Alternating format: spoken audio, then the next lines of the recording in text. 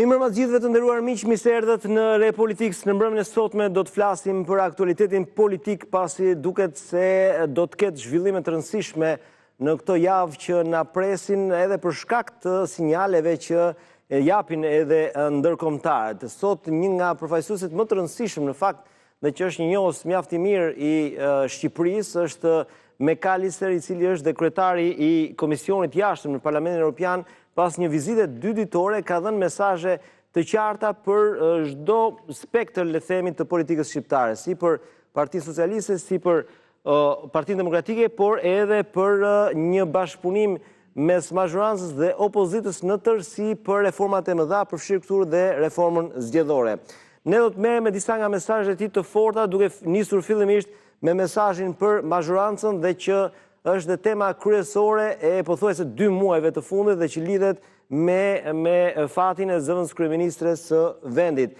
Pasi Rama fillimisht tha që kjo çështje në parlament nuk ka urgjencë, tashmë ka vendosur që ditën e hënë ta trajtojë. Por duket se presioni i McAllister mund të ndryshojë shumë gjëra dhe në qasjen e Partisë Socialiste ose në qasjen e vet Ramës, pasi vet McAllister në daljen e tij publike bëri të qartë se ka qenë një nga temat e diskutimit me kreun e ekzekutivit, pikërisht fati i zonjës Balluku në raport me imunitetin. Madje McAllister ka shkuar dhe më tej, kur ka thënë se është një test kritik për atë nëse luftohet apo jo korrupsioni në Shqipëri, rasti Balluku. Kjo ka qenë ajo në pjesën e parë, në pjesën e dytë ai ka folur fort madje edhe për Partinë Demokratike dhe për liderin e saj, duke refuzuar madje edhe të atakojë Berishën dhe në një farë mënyre duke mos e njohur si kryetaren e Partisë Demokratike. Ai ka zhvilluar, le të themi, takime me drejtues të tjerë të Partisë Demokratike, por jo me Berishën. Gjithashtu është takuar dhe me partitë e reja në parlament, si me Lëvizjen Bashkë, ashtu dhe me Partinë e Agron Shehajt, ku në një farë mënyrë aty duhet të thënë koha ka qenë e limituar, kjo edhe për shkakun e një partie të madhe që në këtë rast Partia Demokratike kishte shkuar me vonesë. Megjithatë, ne do të flasim për mesazhet që ka përcjellë zyrtari i lartë evropian që njihet në Shqipëri edhe për krizën e vitit 2017, paketa e tij nuk u implementua, në fakt paketa McAllister, megjithatë ishte mjaft i rëndësishëm në dialogun e asaj kohe mes Ramës dhe Bashës. Pa humbur kohë, nis me prezantimin e të ftuarve, së pari me zotin Petro Koçi. Mirëmbrëma, mirë se erdhët zoti Koçi, kënaqësi që të kam në studio. Gjithashtu kam të ftuar zotin Angeleta Libej, mirëmbrëma, mirë se erdhët zoti Libej. Arlin Qori, mirëmbrëma, mirë se erdhë zoti Qori, dhe kolegu dhe avokati Leonard Karaj, mirëmbrëma, mirë se erdhë Leonard. Mirëmbrëma Denis. Siç thash, do nisim me mesazhin e parë që le të themi McAllister i jep mazhorancës dhe kryesisht liderit të saj Edi Rama. Le të ndjekim kronikën dhe rikthehemi.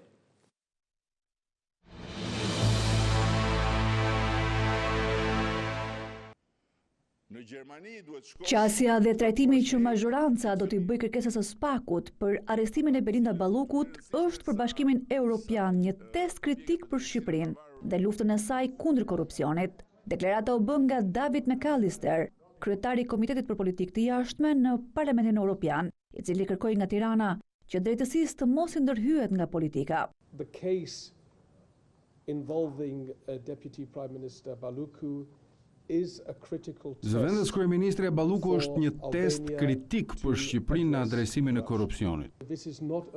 Kjo nuk është vetëm një çështje ligjore, kjo është gjithashtu një çështje përgjegjësisë politike dhe kjo duhet të zgjidhet brenda qeverisë së Shqipërisë. Asnjë ndërhyrje politike ndaj gjyqësorit dhe klasa politike duhet të udhëheqë përmes shembullit. Gjatë konferencës për shtyp, ambasadori i BE-s Gonzato tha se delegacioni pret nga qeveria të konsultohet me ta për nismën e fundit ligjore që pengon drejtësinë të vendos masa pezulluese ndaj qeverisë dhe disa zyrtarëve të lartë shtetëror.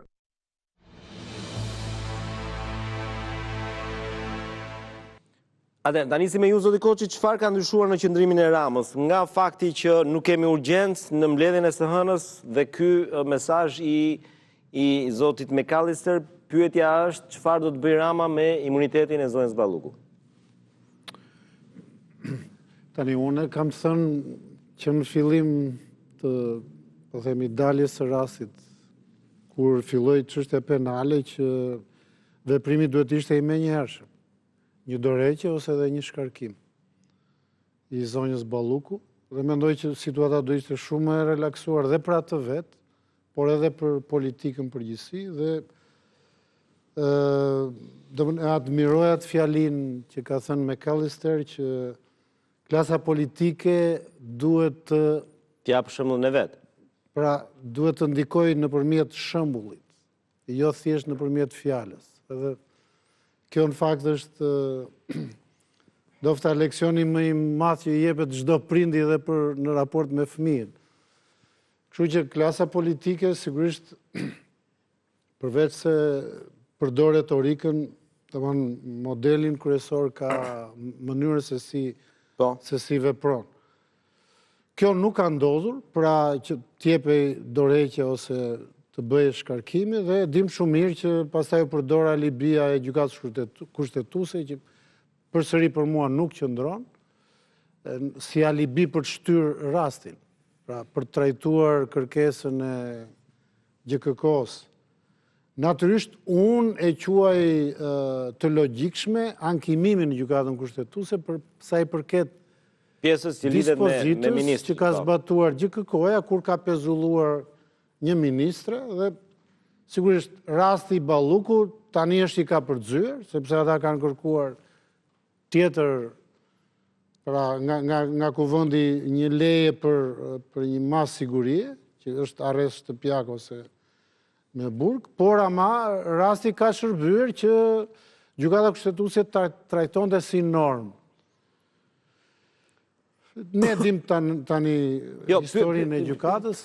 Padyshim se e prekim dhe atë nen, po pyetja ime është kjo, mendoni që ka ndryshuar gjë pas apelit, ose le ta quajmë, po e përdor një fjalë pak pejorative, po në politik është e ditur.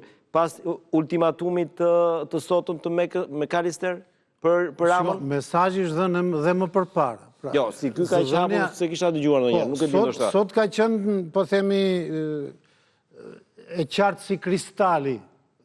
Ka qenë i qartë si kristali mesazhi nga, po themi, Europa. Që do thotë gjithçka tani është në dorën e Ramës.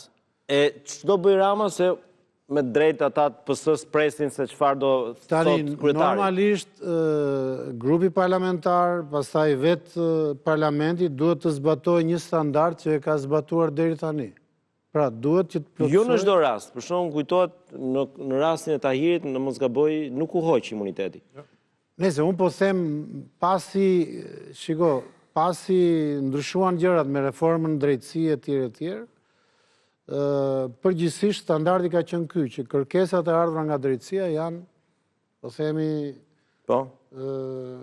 janë zbatuar, ose është dhënë leje nga kuvendi për ato çka ka kërkuar drejtësia, edhe në rastin e zotit Berisha, zoti Ahmetaj, edhe rastet tjera. Kështu që unë besoj do ishte në dinjitetin e Shqipërisë, në dinjitetin e parlamentit, që edhe në rastin konkret i jepet leja siç e kërkon gjykata e posaçme. Por ju sot nuk mund të parashikoni një lëvizje të Ramës. Pra është e vështirë sot Unë për vete kam besuar gjithmonë që në fund do të ishte, s'po themi detyruar, por besoj se do të zbatonte standardin. Sepse përndryshe do të kishte pasoja në atë që quhet procesi integrimit evropian. Ali Bej? David McAllister është kryetari i Komisionit të Jashtëm në Parlamentin Evropian. Ju e keni njohur mirë, mos gaboj 2017, se ka qenë në takime, keni qenë në takime? Jo, nuk kam qenë në takime, mund të them atë se çfarë ka ndodhur në 2017. Oferta që solli zotëria për PD-n ishte shumë herë më e favorshme, qoftë në shtyrjen e datës së zgjedhjeve, mban mend atë, ishte deri diku te 3 muaj, apo edhe me qeverinë teknike e me radhë. Ndërkohë që oferta pasi u refuzua, që erdhi nga Hoyt, profesorësi amerikan, ishte vetëm një javë edhe për u drut shkurt. Do të them. Jo, se bëri një paralelizëm se edhe sot kështu jemi. Kemi një përfaqësues gjerman për mini krizin. Jo, dakor, po i kemi përfaqësues gjerman, por kemi edhe një rrugë amerikane. Pra duket sikur Rama prap ka zgjedhur rrugën amerikane. Dalim aty ke përgjigje pyetjes suaj. Po thosha që është një nga përfaqësuesit më të lartë Parlamentit Evropian. përveç faktit që është përfaqësues edhe një shteti të fuqishëm siç është Gjermania.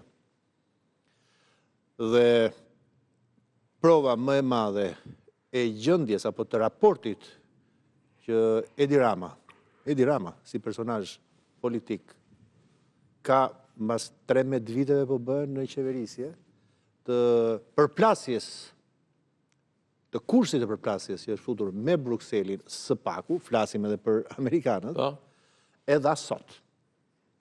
Pra lajmi është ajo që Petro tha pak më parë, sot ishte provë publike, që Edi Rama ka humbur sot një nga komponentët më të rëndësishëm të karrierës së tij politike në krye të qeverisë. Ta kujtojmë. Që është? Ka qenë gjithmonë si njeriu i cili kishte raporte shumë të mira. Dhe i ka pasur, ta pranojmë edhe këtë. Ka shi edhe gjendjes ku ka qenë opozita. Në mënyrë parazitare ka përfituar. Ndaj sot i ka rënë një pjesë shumë e rëndësishme nga piedestali që ai ka ngritur. Së dyti, u zyrtarizua nga fjalët e zotrisë që është në kurs përplasje me drejtësinë. Së treti, që integrimi evropian i këtij vendi është në rrezik. Pikë kritike, tha, është test kritik, çështja e zonjës Balluku. Dhe tha diçka tjetër. Nuk është çështje gjyqësore. Është çështje politike që qeveria mund dhe duhet ta zgjidhë. Pra i ka thënë Ramës që midis Ballukut dhe Brukselit zgjidh. B për B. Kjo është dilema që ka Rama sot. Është Berisha bëja tjetër, Berisha. Ai nuk është ta bësh. Aty nuk thjesht, aty ka. Çdo të bëj Rama, nuk e di, analizë bëj. Jo, se këtu jemi për të analizuar, sepse ka evoluar dhe qëndrimi kryeministit, nga një... Sa duket, nuk më duket që ka evoluar. Po ne nuk prisnim në fakt që ai ta shqyrtonte çështje. Do ta shqyrtonte, sepse afatet po vinë në fund. Mund ta kalonte pa shqyrtuar dhe binte kërkesa. Mund ta bëj edhe, mund ta shfuqizoj edhe gjysmën e kushtetutës për atë, votat e ka. Po flasim për një arsyetim racional, pastaj në irracionalitet mund do të diçka. Nuk di të them se çfarë do të bëj, por kuptoj diçka. Që? Inkursioni që i shpejt që ka marrë për të shkuar deri në Washington, me shpresën e vakët se atje do të mund të gjejë ndonjë deriçk për të përfituar në një indulgjencë. S'është deriçk ajo, është dere shtëpisë bardhë tani, s'është deriçk. Po flas për foton që mund të bëj, nuk po flas për të. Edhe dere bordit paqes është dere madhe, kam përshtypjen. Jo, s'po flas për foton.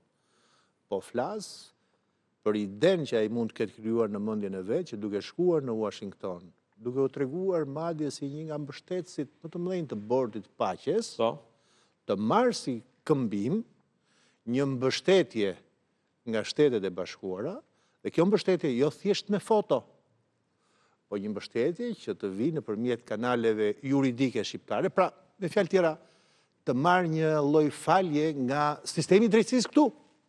Se këtë ka problem. Falje për vete apo për rastin Balluku, po thua tani se secili për vete fillimisht, po edhe për enturazhin e vet. Okej, pra ju po thoni që Rama sa racionale është kjo, sa e mundshme është kjo është tjetër diskutim. Mua më duket që është zero e mundshme. Okej, por tek përgjigjja juaj, ç'do të bëj, nuk di ta them, vi them që midis B-së Brukselit dhe B-së Ballukut, kjo Brukselit peshon shumë. Po ke haruar dhe Washingtonin. Po s'është bëj, është uaj. Po pra, uja mund të jetë... Ajo është A në fakt. Por, sinjalet që unë kam, thonë këtë gjë.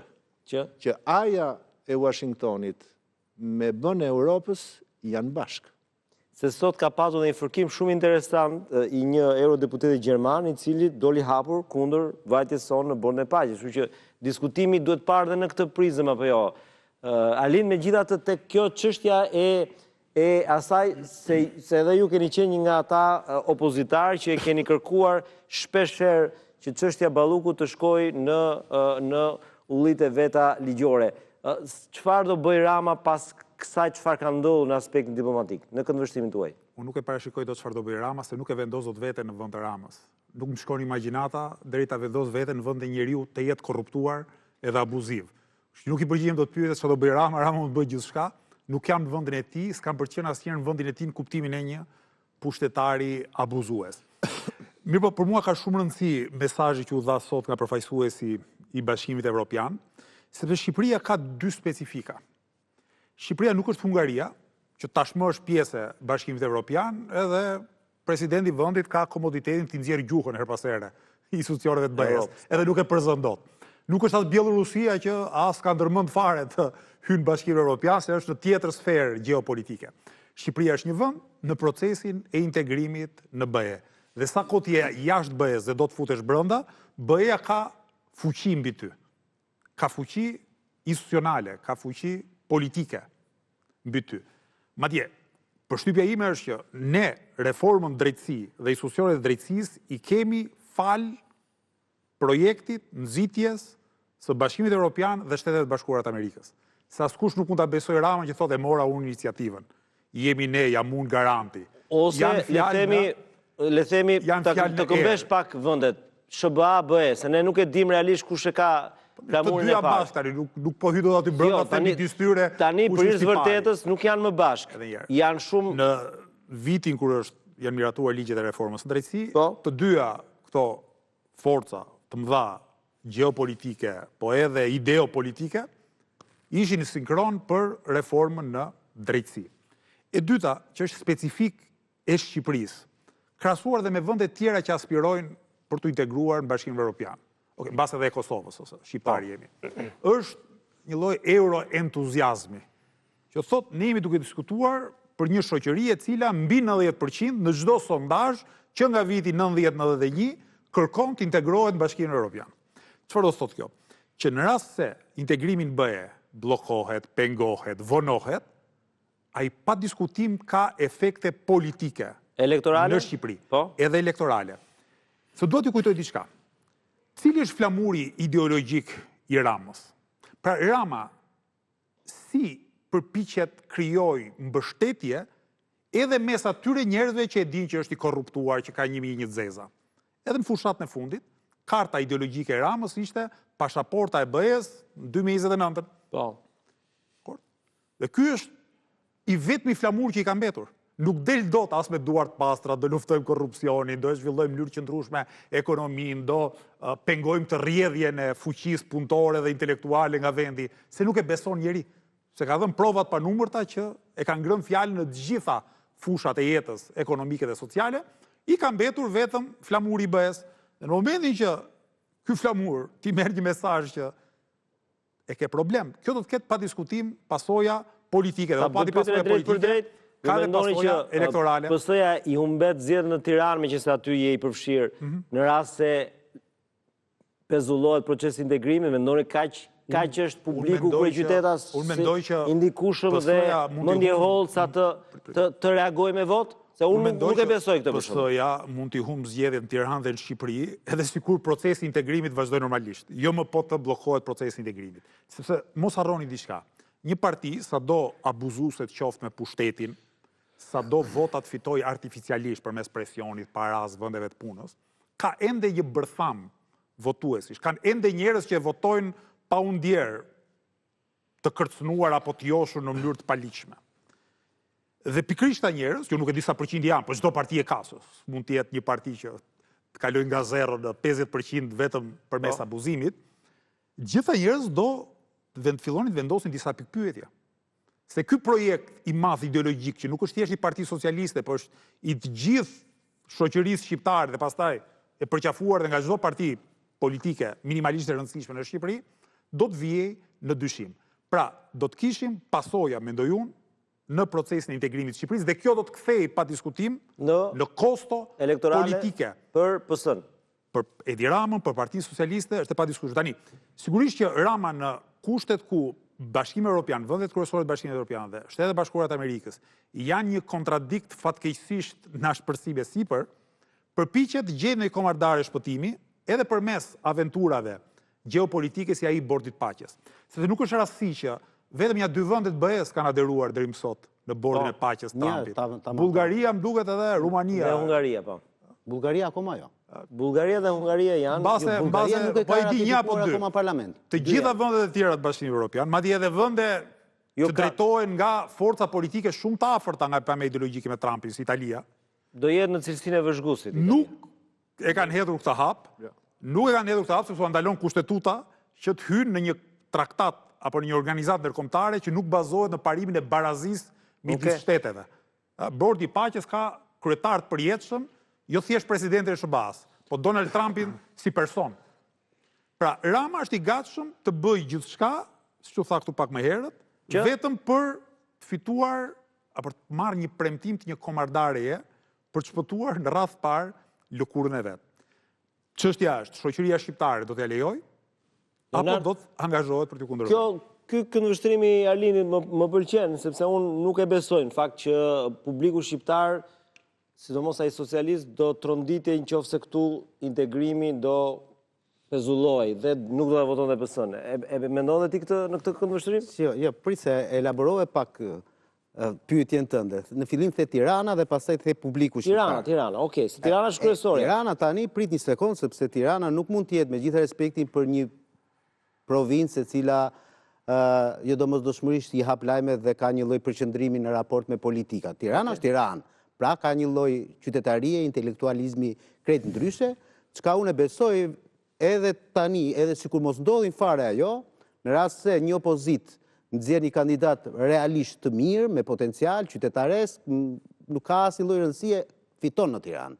Sepse Tirana ta jep këtë lloj mundësie. Po e marr edhe për krahasim, duke qenë se Arlindi është këtu, mendon ti domethënë që kishte dikush në pritshmëri në raport ku ka ndarë Arlindi në fillim, që do merrte 14.000-15.000 vota? Unë personalisht nuk e besoja. Po ja që paska pra. Ja që paska. Dhe në rasti konkret, unë mendoj domethënë që kjo është një kal troje, se kal beteja e ka pasur në vitin e shkuar në zgjedhje, po tani do t'i kthehet në një kal troje, sepse në momenti kur ti shkon me idenë, domethënë që unë Shqipërinë tani nuk më ka ngelur gjë tjetër përveç se ta çoj në paradhomën e Bashkimit Evropian. Dhe në ndërkohë, pa u mbushur viti, ty të vjen Bashkimi Evropian këtu dhe të thotë, shiko zotëri, sepse ti nuk mund ta kthesh drejtsinë, atë drejtsinë që deri dje thoshe domethënë që e kam bërë unë, është bërë nga për shkak të kësaj force politike, e kam dashur unë të ndodhë kjo, edhe në momentin më të parë, kur kjo drejtësi vjen dhe të roket tek dera jote, sepse është dera e kryeministrit ajo në fund ditës, ti tani fillon dhe bëhesh mburoj. Kjo çështje do ishte zgjedhur, e tha Petro pak më përpara, në mënyrë politike dhe s'do kishtim fare këtë lloj debatin. Do mjaftonte që zonja Balluku të jepte dorëheqje ose të shkarkohej, dhe debati tani do ishte integrimi i Shqipërisë, çfarë ka për të bërë, çfarë ka mbelur për të bërë, dhe zonja Balluku do kishte pastaj punë thjesht me hetimin. Dhe ti the një rast në raport me atë krahasimin që bërë me Tahirin. Po, është vërtet, por ne harrojmë një gjë të rëndësishme. Aso kohë, krimet e rënda shkuan në parlament dhe kërkuan arrestimin e zotit Tahiri. Arrestimin. Në ndërkohë që vepra penale për të cilën akuzohej fillimisht zoti Tahiri ka qenë shpërdorim detyre. Dhe pastaj mbrapa, kur vepra penale u shtuan në grup të strukturuar kriminal, ishte vetë zoti Tahiri që në koshiencën e tij besoj, po ndoshta edhe me presionin e partisë ku aderonte, Partisë Socialiste, dha dorëheqjen nga imuniteti. Dha dorëzoi mandatin. Dorëzoi mandatin zoti Tahiri. Edhe kësaj radhe kemi një akuzë që s'është denjë për arrest shtëpie. Në fillim. Po kjo është akuza që kemi pra. Jo, prit. Në fillim ka qenë akuza e shkelis barazisë në tendra, për të cilën Spaku në GKK mori thjesht kërkoi vetëm pezullimin. Pastaj kur ka ardhur në Komisionin e Mandateve, ka kërkuar arrest për zonjën Balluku, duke argumentuar me faktin që mjafton 7 lotet e unazës madhe. Po pa akuzë tjetër. Jo, ka për dëmtim prove. Dhe për Ishte helmimi i provës, besoj unë, argumenti kryesor. Dakor, pra, dhe ata nuk e doni në zyrë ata, troç mua bëj. Po, dhe ata shtuan, kur ju bë pyetja se pse ke kërkuar këtë mas, sepse tha ka 7 raste të tjera hetimore, për të cilat ne kemi bërë gati dosjen për një akuzë tjetër, pra. Po është pa barazim tjetër.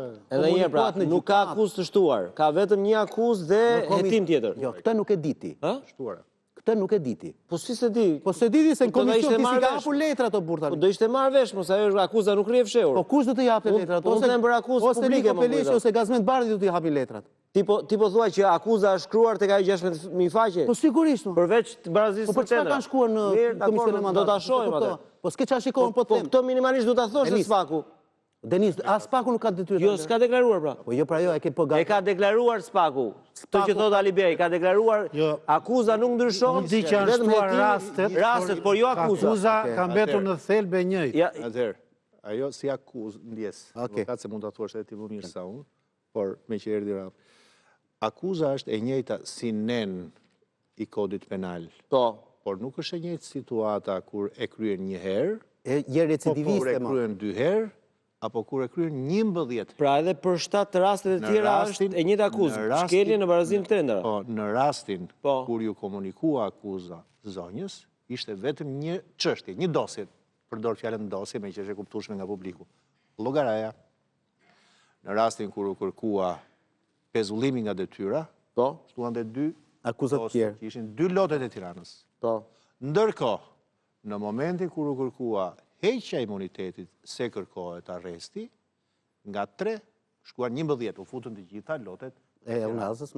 Në terma ligjor, kjo është rëndimi situatës, rëndimi nevojës për të shtuar masat e sigurimit. Prandaj ka kaluar në mënyrë. Dhe një gjë tjetër? Po jo, argumenti përveç kësaj, se kjo është korrekte, siç është rëndimi situatës, ose rëndimi provave, ose i rasteve, ishte gjithmonë bindja e prokurorisë që duke qenë në detyrë helmoj provat dhe bëj presion ndaj dëshmitarëve. Është krejt normale sepse masa e sigurimi personal. Ky më duket mua është argumenti kryesor që dhe u kërkua pezullimi dhe pastaj kur ra pezullimi kërkesa për. Dhe masa e sigurimit personal kur kërkohet për t'ju vënë në dispozicion të hetimit, që hetimi prokuroria ta bëj e pa ndikuar nga palë të treta të cilat mund të influencojnë aty, prandaj kërkohet masë sigurimi.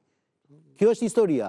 Dhe thashe, recidiviste në 7, 8, 10, 11. Dhe një gjë tjetër që është shtuar sot, ka filluar sot, Spaku i ka çuar shkresat të gjitha banka e nivelit 2, hipotekës, IRDKP-s, sepse ka filluar zyrtarisht hetimi pasuror për zonjën Balluku. Po mirë, hetimi mund të fillojë tani dhe mbaron pas 2 vjetësh. Kërkesa është javës tjetër, ka dallim kjo. Falë se ka një gjë të rëndësishme kjo hetimi pasuror që ju merreni. Sepse ky hetimi pasuror pastaj për mendimin tim duhet përshkallëzohet dhe deri tek ata të LDHB-s, sepse po lexoja sot deklaratën e pasurisë së zonjës Belinda Balluku në 2013 dhe deklaratën 2023-shin. Dhe ka një disbalans të frikshme Denis midis njërës dhe tjetrës. Dhe në qoftë se në 2013 dhe 2023 në 10 vite, kjo LDKP-ja, po e marr si rast konkret, nuk pas ka referuar fare në prokurori, por më falore, çfarë punë ke bërti? Se në qoftë se pasuria e imi shtohet nga një shtëpi në 15 ose nga 100.000 euro në 1 milion euro, dhe unë e kam deklaruar këtë gjë, si nuk është verifikuar një rast i tillë. Dhe këto janë, mu them zonjën Balluku, po ka me 100 raste, me 10 raste. Pra unë po atë që dua të them, sot Spaku, në të drejtën e vetë si organ hetues, mendoj që ka filluar një procedurë hetimore për mendimin tim në të parën herë se si duhet të hetohet një politikan. Okej, por me që ka filluar sot dhe disa pak ditë përpara asaj që është kërkesa në parlament. Ka lidhje me kërkesën në parlament. Okej, pra, themi se s'ka lidhje me kërkesën në parlament. Është një fakt i cili mund të jetë është një fakt atëherë suggestionues, Petro, se mund të jetë suggestionues për anëtarët e komisionit. Jo, e kam fjalë, jo, dakor. Praktikisht e rëndon, pra vim tek ai termi rëndohet situata. Po. Sepse nëse ka filluar ky proces, të paktën nga media thua. Është zyrtar. Kemi atëherë bie që kanë dyshime serioze. Që do të thotë, zoti Koçi, kthehemi pak tek ajo pyetja dhe 3 diskutimet që pak më parë. Pra, kjo çështje e pengon, e rrezikon integrimin dhe realisht integrimi ka dhe kosto politike në Partisë Socialiste? Dini saq parë që Karta e Diramës dhe Partia Socialiste në fushat ka qenë integrim. Jo, kanë qenë 2 shtylla. Integrimi dhe drejtësia, mbështetja e drejtësisë. Dhe pak a shumë ka qenë karta politike e viteve të fundit, jo vetëm e fushatës elektorale. Dhe që të dy janë të lidhura me njëra tjetrën. Pra nëse të bie njëra, bie edhe tjetra.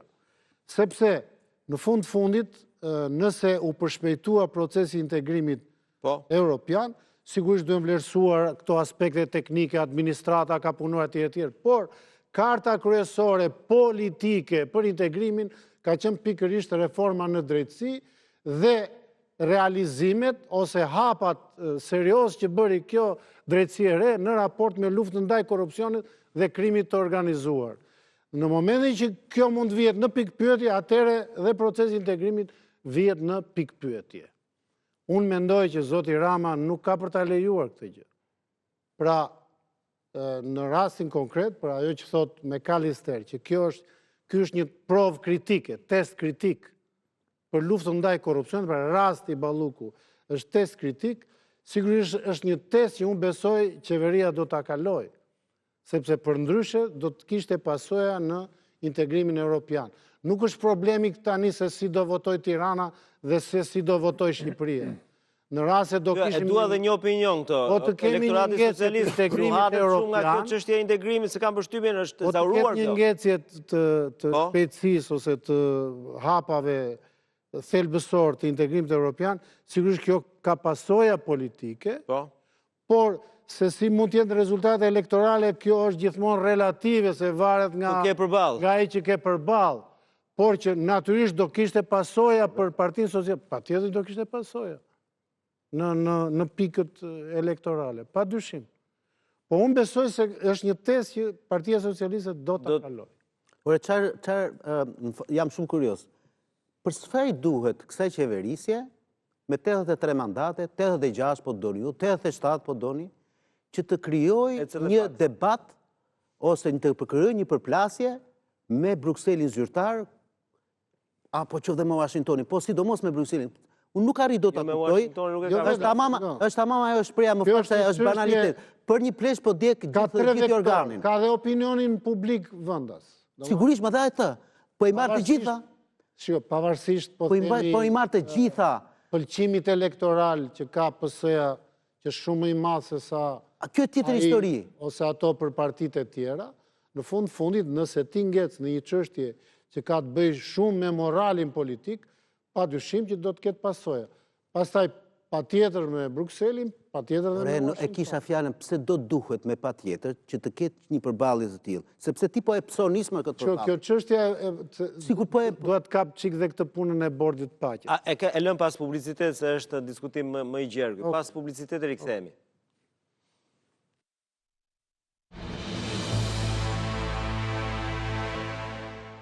Mirë, jemi rikthyer sërish në transmetim të drejtë për drejtë, qëndrojmë tek ato që quhen përgjegjësitë e mazhorancës dhe një nga momentet interesante që tashmë po diskutohet është pikërisht prekja e sistemit ose një pike të nenit të kodit procedurës penale nga mazhoranca, e cila ka bërë de facto se do ta lëviz këtë dhe do ta shtojë, madje duke çuar edhe çështjen në parlament, ndërkohë sot sërish Parlamenti Evropian nëpërmjet McAllister ka bërë të ditur se Bashkimi Evropian do të dëshironte që nisma të tilla të merreshin në konsiderat dhe mendimi i tyre, gjë që nuk ka ndodhur të paktën në këtë rast. Por ajo çfarë ka ndryshuar mazhoranca është neni 242 dhe ku pikërisht për sa i përket pezullimit të një funksionari publik, kjo mas deri tani nuk zbatoi ndaj personave të zgjedhur sipas ligjit elektoral, pra nuk pezulloi asnjë deputet, asnjë pushtetar vendor që mund të ishte edhe kryetar apo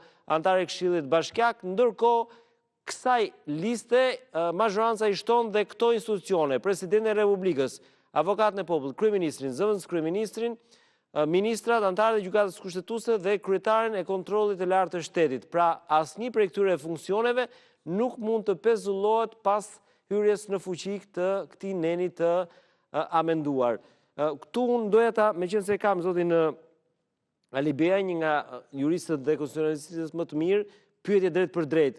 Kjo përbën një shkelje pra sepse është diskutuar shpesh kohët e fundit, nëse kalon ky nen mund të shkojë në gjykatën kushtetuese apo është një rrugë pa krye? Sigurisht që mund të shkojë, dhe unë them duhet të shkojë. Po. Sepse do të jemi në situatën që do duhet të testojmë të gjitha mundësit institucionale për çfarë do lloj çoroditje, po e quaj me fjalë të thjeshta, për të mos e rënduar gjuhën, të një kryeministri që nuk është i qetë tashmë, që është në konflikt me drejtsinë.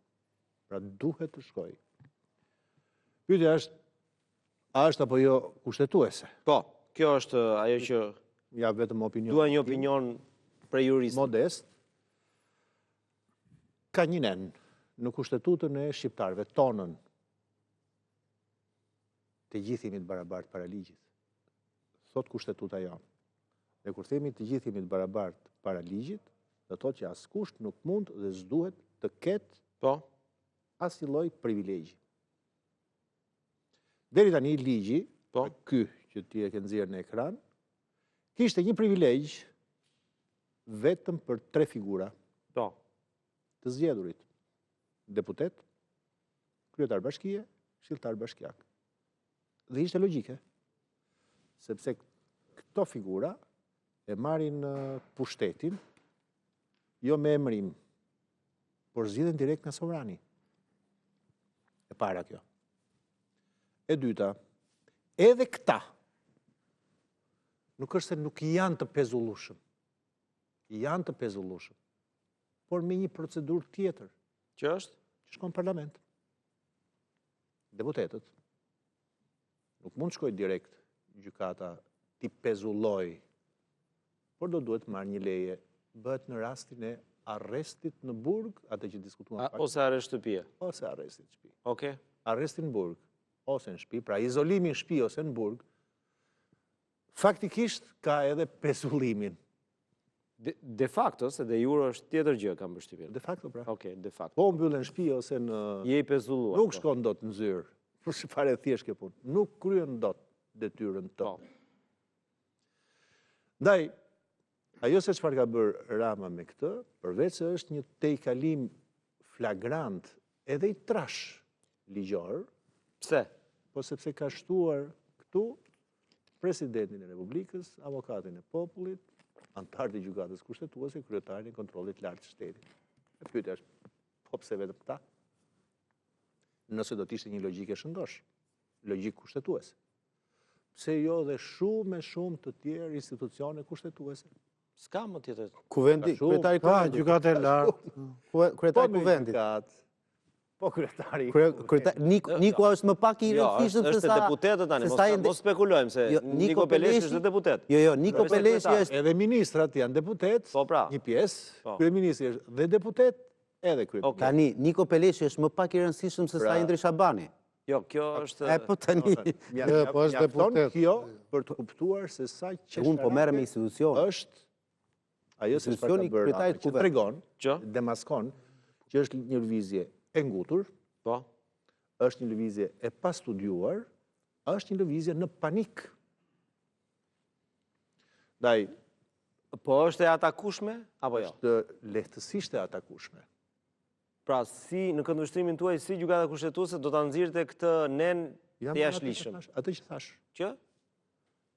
Në Republikën e Shqipërisë, të gjithë, nga më i vobekti, deri tek më i pasuri, nga njeriu pas një lloj veladoni pushteti, deri tek kryeministri, praktikisht është ai njeriu më tepër pushtet, përballë ligjit, përballë drejtësisë, do të jemi të barabartë. Atë është diçka, vetëm për atë me divitën. Më vetëm një sekond. Kanë shtuar aty antarët e gjykatës kushtetuese. Hape Kushtetutën e Republikës së Shqipërisë në 128. Të thotë se nga 125 deri 42 është gjykata kushtetuese. Dhe thotë antarët e një antar e gjykatës kushtetuese në 128 mënyrën e rregullimit se si mund të pezullohet. Pra vetë Kushtetuta e Republikës së Shqipërisë e ka përcaktuar se si mund të pezullohet një antar i gjykatës kushtetuese. Tani ti nxjerr një kod, një nen të veçantë që duhet të abrogojë nenin 128 të gjykatës kushtetuese të Republikës së Pra ka përplasje ligjesh. Jo ka përplasje, asaj që ka gjithmonë kemi probleme me s'ka lexuar kushtetutën, mos e është e parashikuar, ti nuk mund ta vësh një ligj, se ai është akt normativ. Mbi atë që ka parashikuar kushtetuta. Lexoje në 128 të kushtetutës. Është ashtu. Po. Kjo e para. Kjo është ndryrje në kod. Kjo është e Po, para. është kushtetuta apo është kodi përpara? Te ligji i... Bie ndeshje edhe me atë se çfarë tha. KK-ja. Po, Pra teksa ai e ndërmori Kodi procedurë iniciativën e vet penale. për ta çuar në gjykatë kushtetuese, po. kush ka qenë i kujdesshëm, besoj do duhet ta ketë kuptuar, që thoshte këtë gjë. Që ministrat, dhe kishte fjalën për zonjën Balluku, rastin konkret, barazohen me deputetët, apo? Imuniteti i ministrave me deputetët është i njëjtë. Që do të thotë çdo gjë që vlen për deputetët duhet të vlej edhe për ministrat. Po, po Që do të u thotë, rrëzua aty pra. prit, Ky argumentim u rrëzua pra. po prit pra. Po. Po. U me që u rrëzua dhe po e Jo, shkruaj. jo, nuk është ai. Logjika nuk është... Jo, nuk është ai logjik, ma ndiqni logjikën Po. në fund. Pra thoshte që janë barabartë deputetët dhe ministrat. Që do të thotë, ashtu edhe si për deputetët kërkohet leje në parlament për pezullim, pra në rastin e arrestit, edhe për ministrat do duhet kërkuar leje në parlament për pezullim. Me që janë barabartë, apo jo? Tani shi që ka bërë? Ka bërë që këta nuk mund pezullohen hiç as me leje në parlament. Kjo tregon pra faktin atë që thash. Po mirë, në kërkesë për arrest mund t'i çosh këtyre, se Po, s'e ka ndryshuar gjë. Po, këtu bëhet fjalë për pezullimin. Në rregull pra, për pezullim Ai se u kanë nis pasur. nga ideja që Po. madje edhe në gjykatën kushtetuese kush e ka ndjekur, Po. edhe përfaqësuesi i qeverisë ka thënë këto, po, nëse kërkohet leje në parlament për ta pezulluar, duhet pezulluar. Rama shkon edhe më tej. Shkon edhe më tej. Po. Thotë që hiç fare nuk pezullohet. Ndaj, nuk është çështja a shkon apo jo, duhet të shkoj. Se si do shkoj, s'ta them dot tani. Po. Po prapa aty 4-4 do dalë. Jo. Se kjo është kthyer në... Jo tani. Nuk del më 4-4. Tani, unë besoj që një sy i kujdesshëm që Po. nuk shkon mbas tollovis që ngre ose Rama ose Berisha, se që të dy ata në fakt. Po. 4-4 është mos vendim. Ka vendim mirë. E para ka vendim, sipas ligjit. E dyta, nuk është vetëm 4-4, Denis.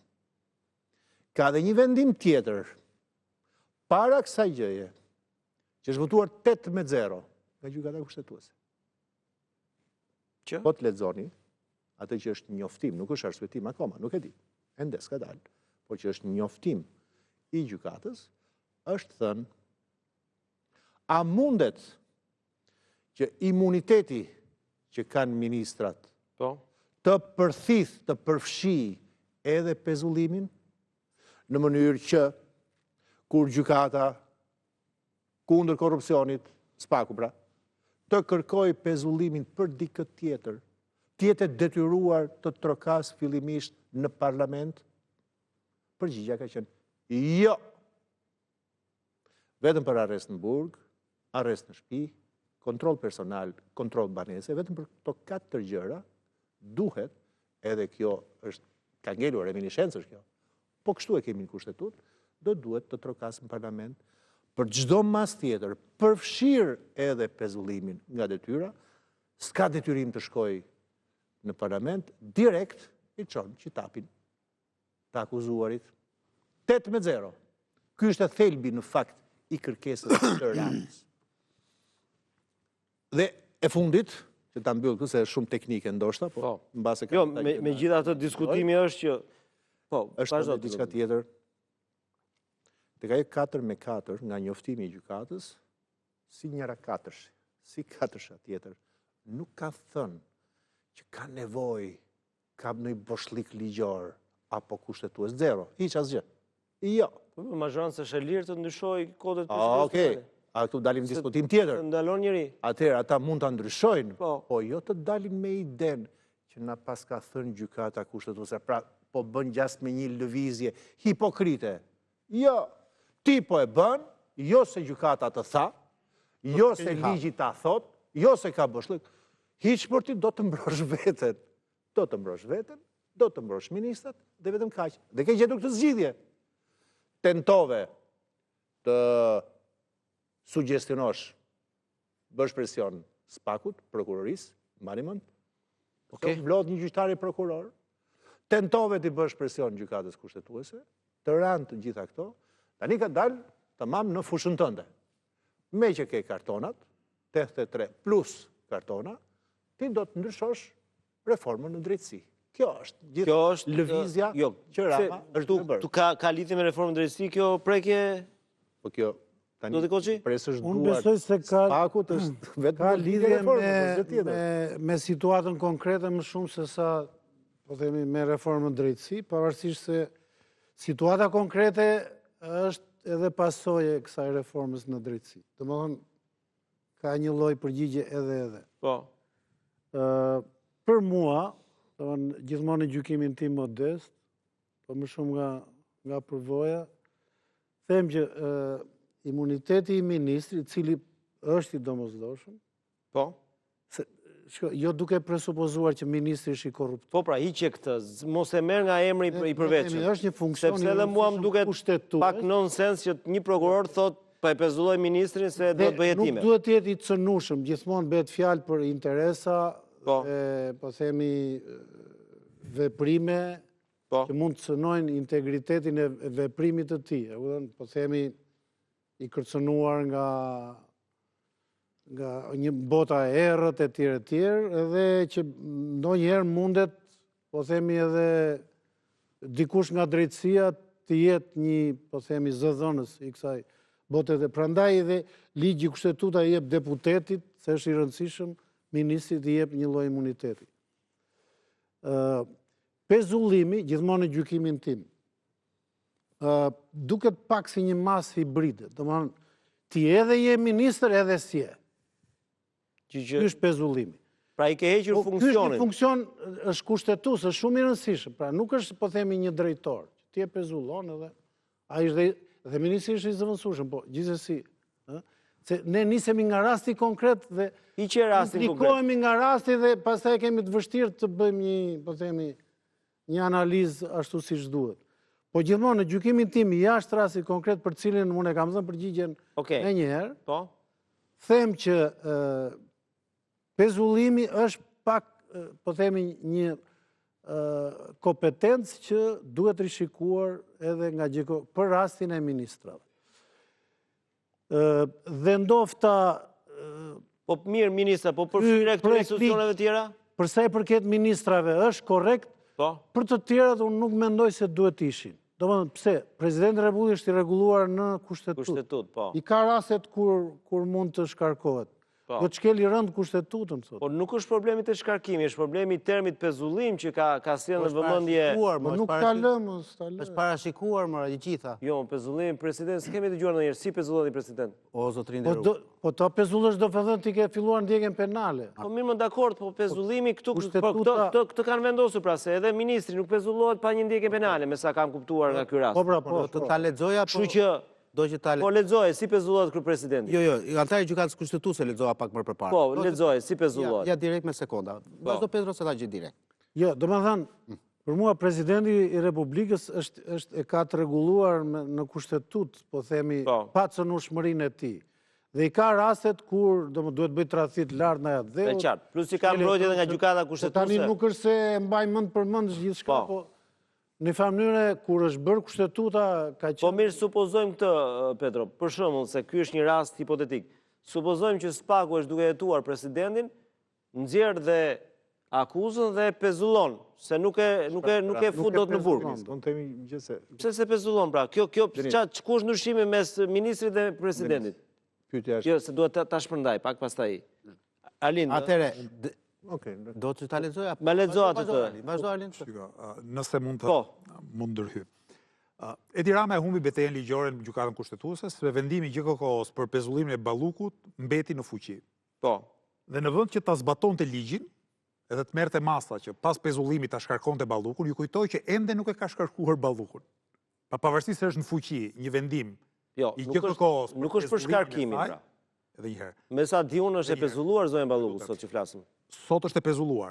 Por kryeministri ka në dorë ta shkarkojë duke u drejtuar parlamentit. Pavarësisht se zonja Balluku është e pezulluar, nuk shkon dot në zyrë. Jo, i çon dekret. Dhe Edi Rama ankohet se nuk funksionon ministria, ai nuk e ka shkarkuar Belinda Ballukun, madje thot më dënuat me ligj ose unë ndëshkua qeveria dhe unë nga vendimi i gjykatës kushtetuese, unë ndryshoj ligjin. Pra, kur ligjin e kam kundër, unë në vend të marr përgjegjësinë dhe të zbatoj atë që murdhëron ligji, pa të shkoj te shkarkimi i Ballukut, sa kohë një ministri i pezulluar nuk mund ta ushtrojë dot detyrën, në vend ta shkarkoj Ballukun, thotë jo, më shkarkoj ligjin unë. Ndryshoj ligjin, ndryshoj kodin e procedurës penale. Ose një lojtar që bën gol me dorë i thon ke shkel rregulloren, Po nuk prapa vepron, nuk prapa vepron për atë Ballukut. E ndryshoj rregullin që herën tjetër të më lejohet mua të bëj gol me dorë. Se un kam edhe topin, si thotë ai penalltin e gjuaj vet. Tani, për sa i përket ligjit, ku besoj ka një test, që është testi arsyes ose testi absurdit i një ligji. Po. Për një situatë absurde, Po. ligjin fjalë, ndryshimin fjalë, çfarë masash parashikon? Unë do ta çoj qëllimisht në absurd situatën, sepse duhet t'i parashikojmë edhe gjërat absurde.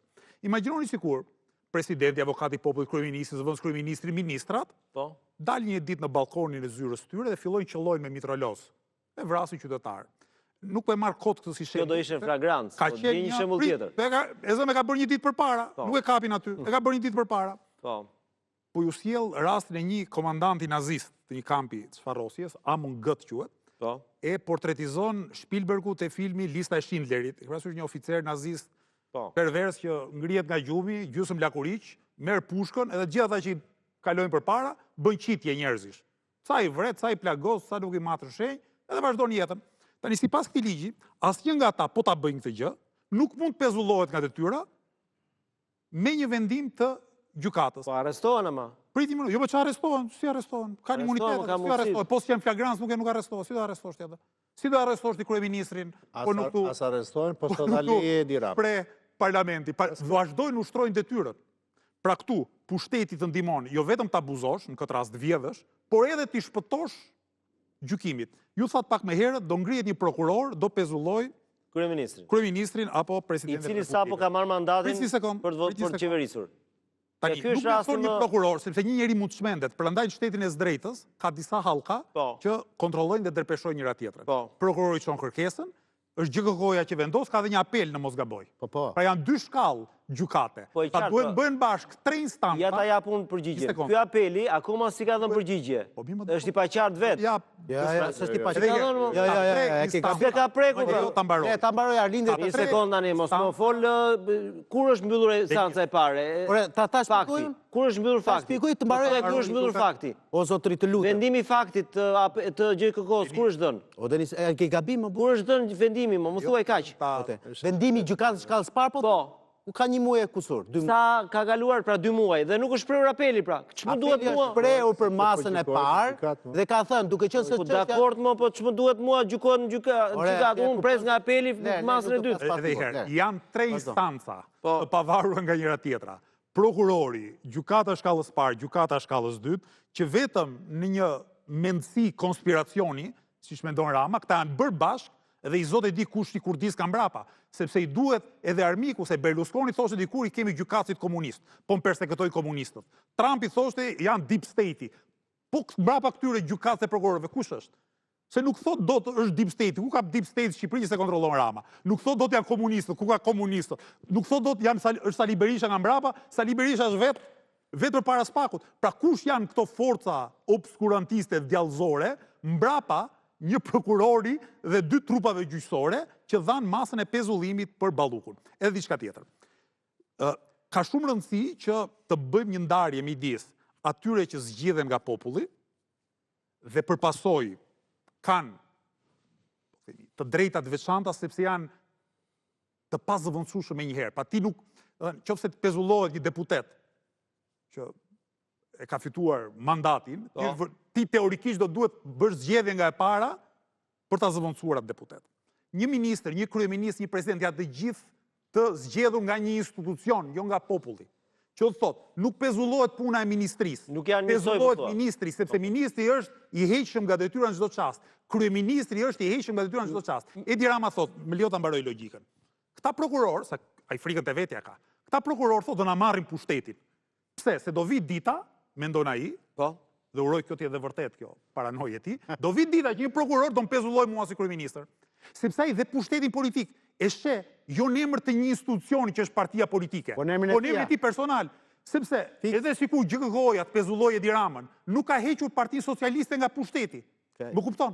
Partia Socialiste thotë, oke, e zëvendësojmë Ramën, madje i bëjmë edhe gjyqin, e sikterisim, i themi i poshtër, se kështu do të funksionoj. Duhet ngrej partia, e të thoshte, mor palo kryeministër, si more na more fytyrën, e të akuzon drejtësia për korrupsion. Si more zëvendësen tënde, e akuzon drejtësia për korrupsion. Kryetarin e Bashkisë Kryeqytetit e akuzon drejtësia për korrupsion. Pra, pushtetin nuk e ka individi, e ka institucioni. Në këtë rast, pushteti Republikën e Shqipërisë e ushtron parlamenti dhe më konkretisht shumica parlamentare që lidhet me Partinë Socialiste të Shqipërisë. Që do thot, Spaku mund të pezulloj Ramon, mund të pezulloj ministrat, e prapë se prapë nuk ka përcaktuar kush do e marrë pushtetin. Pra Rama thot, drejtësia na përcakton kush duhet qeverisë. Jo, edhe sikur drejtësia ti pezulloj të gjithë ministrat. Nuk përcakton drejtësia se kush duhet qeverisë. Nuk përcakton sepse një parti është institucioni, madje, ju them diçka të fundit, po lexoja ligjin për partitë këtu. Edhe partitë politike që janë institucion mund të shpallen të jashtëligjshme. Edhe partia mund të shpallet e jashtëligjshme me vendim të gjykatës.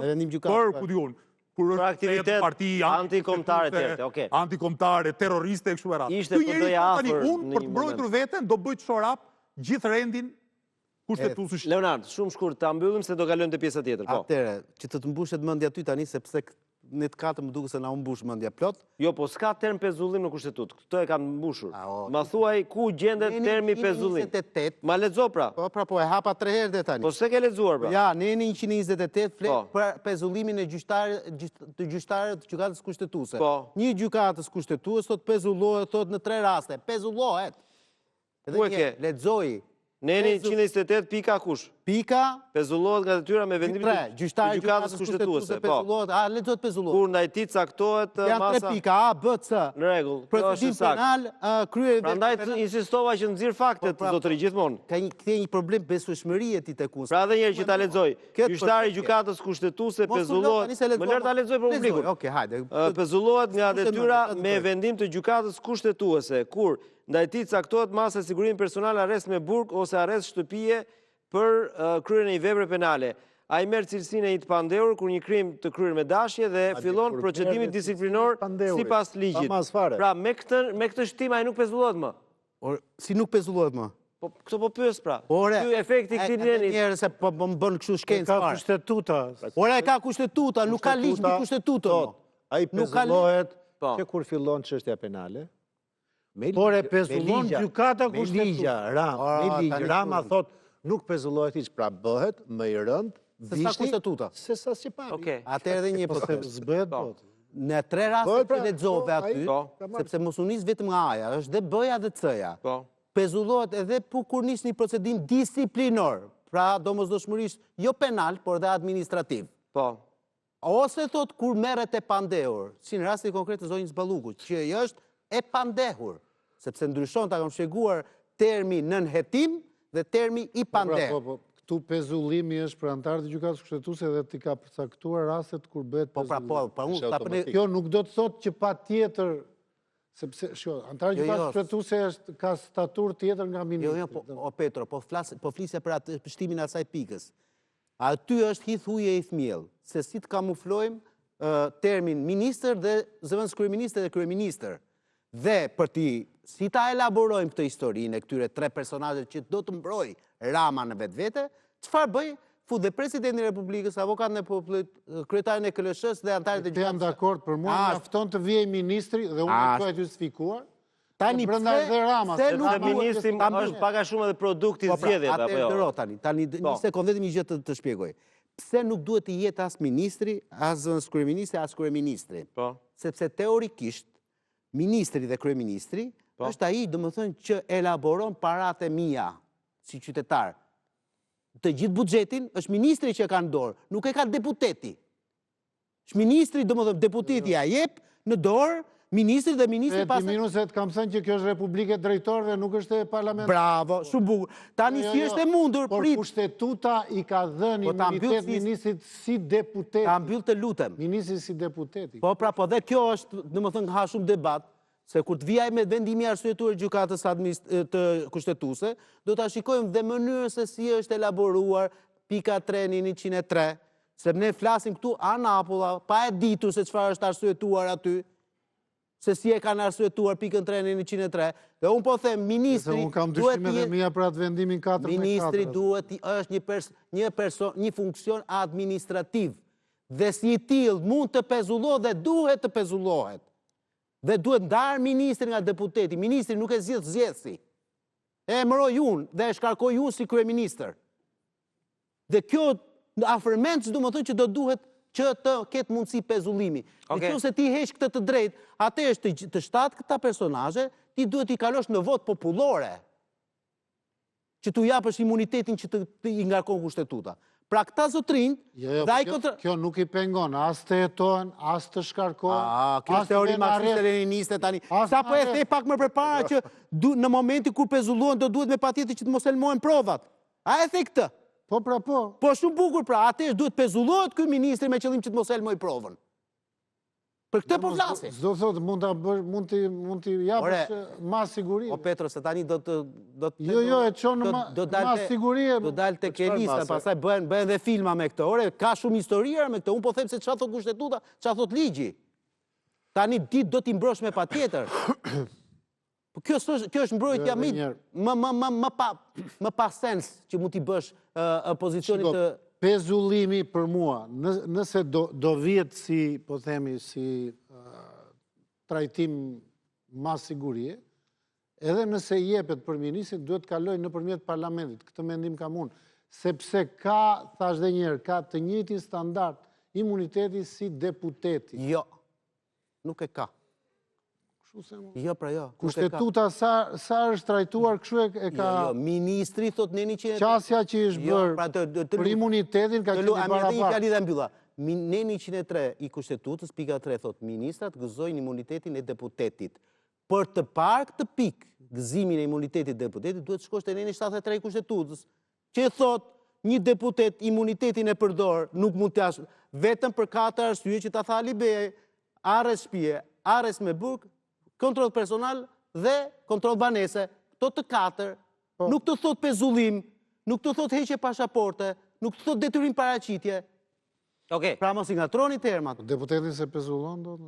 Mirë, shkojmë në publicitet dhe rikthehemi njëherë për të diskutuar 2 temat e tjera, bordi i paqes dhe ajo që është, le të themi, opozita pa Berishën sipas Parlamentit Evropian, pas pak.